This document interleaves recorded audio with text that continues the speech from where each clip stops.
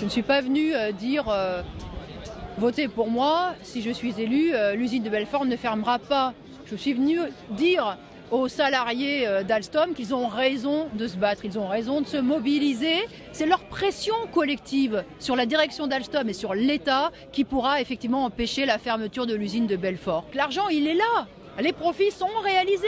Alstom, ce n'est pas la petite PME du coin, c'est un grand groupe qui a accumulé 6 milliards de bénéfices sur les 10 dernières années et qui nous a annoncé il y a 15 jours qu'il avait décroché des méga contrats en Inde et aux États-Unis.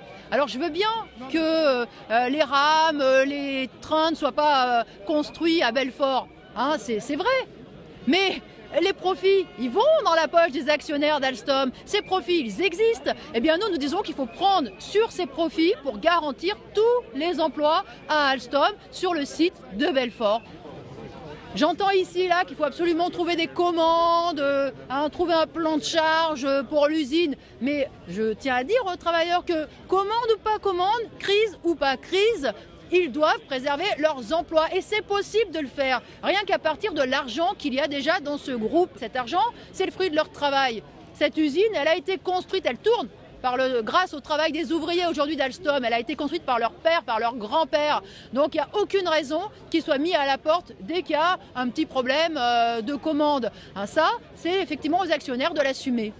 On entend beaucoup que le gouvernement pourrait renationaliser, pourrait peut-être trouver des commandes. Bon, mais à chaque fois, ce n'est pas pour sauver les emplois, c'est à chaque fois pour sauver les actionnaires. Des nationalisations, on en a connu, y compris à Alstom, mais c'est les profits des Bouygues qui ont été préservés. C'est pas l'emploi, ce n'est pas les conditions de travail.